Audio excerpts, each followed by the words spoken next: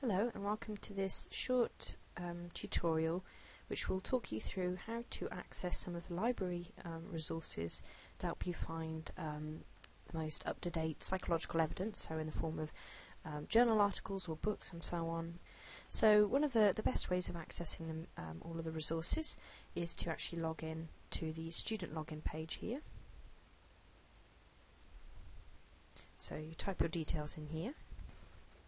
So once you've actually logged in, if you follow this link, so number 4, Library Services, and this will open the library home page.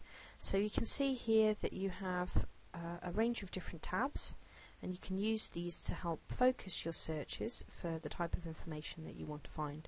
So if you want to look at, say, something, perhaps you're at the beginning of your search options, and you might want to look at a topic, say memory, you can just type it into the general search box here, and it will bring up all of the resources that are categorized under memory, and that might be journal articles. So you can see on the left hand side here, journal articles, books and ebooks, and so on. So there are a range of options you can use to help tailor your searching. Perhaps you only want to look at those that are available as online texts, or you can identify only those that have been peer reviewed. You can narrow it down, say that we only want to look at journal articles. So let's click on that link now and see how that changes our search results. So you can see here the number of hits that we have. So actually just using this term memory has resulted in quite a large number of hits, which we won't be able to go through by hand. There's quite a lot there. So one of the things we might want to do to help us narrow down our search, to help us have a more relevant set of resources identified.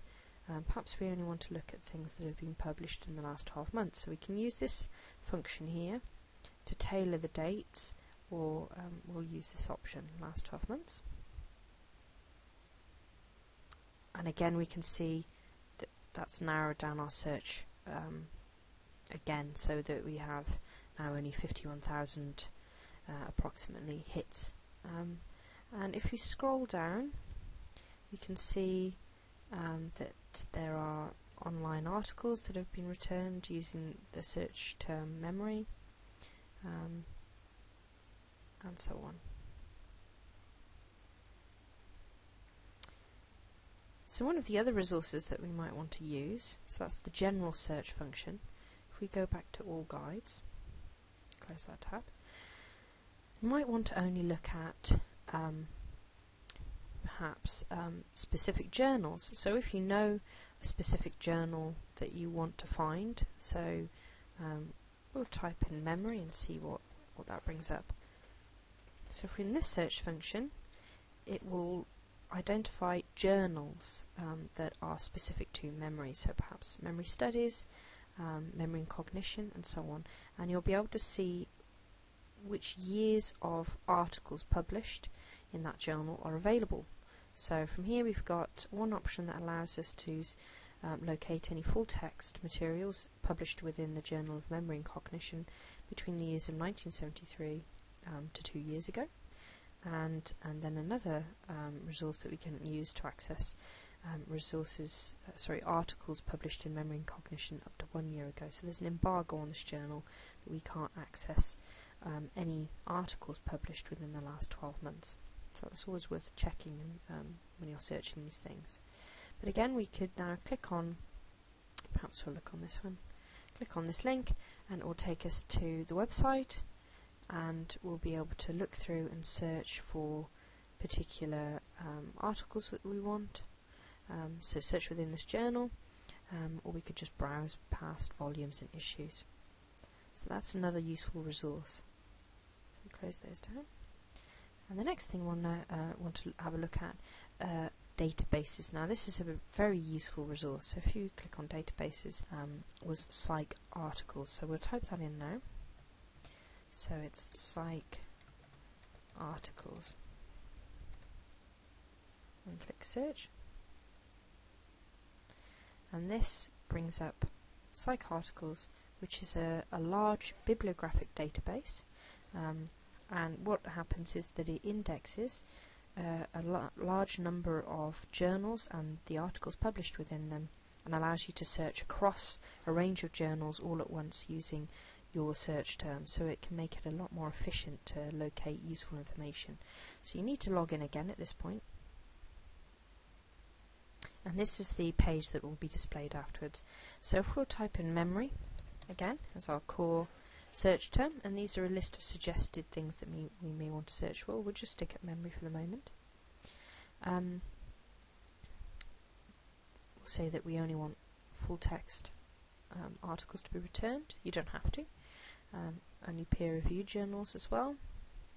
And these things aren't necessarily 100% foolproof, but it can help limit your search options.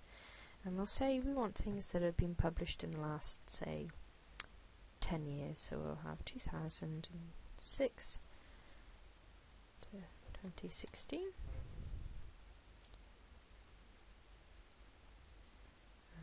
and we'll search based on that. We can see, even though we've limited our options to an extent, actually we still have over 5,000 journal articles and other material returned, so we may want to limit our search further. Obviously 5,000 records is a lot to go through. But you can see all of the different articles that have been returned here.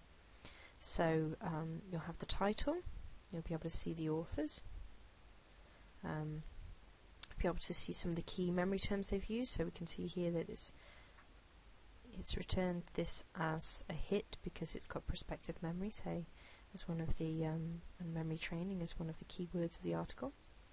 And you'll be able to access the article in a couple of different ways. So here you have the HTML full text, or you can download the PDF full text as well. If you create a login for this resource, you'll also be able to save folders, save to folders and so on, so you'll be able to really keep hold of all the information that you locate. So these are all the list of options, but we might want to perhaps try and reduce that down a bit, because just using the search term memory has returned such a large number of hits. So we'll say memory and recall, and then we'll search again, and that's reduced the number of hits. So you can use these. So in this case we've used memory, any articles in any field, so that's the main text, the abstract, the title, and so on. Any articles which mention memory and recall, we've asked it to return using our other filters, and now we've reduced 5,000 hits down to 782. So that's how you can make your search terms better, to try and help you make the number of hits of articles that are returned, so make them more relevant to your question, to what you're trying to find out about. So that's a whistle-stop tour of some of the resources that we have in terms of finding them and using them. So have a go at using the resources, try the different things out. If you have any queries, you can always contact the Academic Liaison Librarian for Psychology, who's called Catherine Devine, and Catherine will be able to advise you further. Okay, thank you.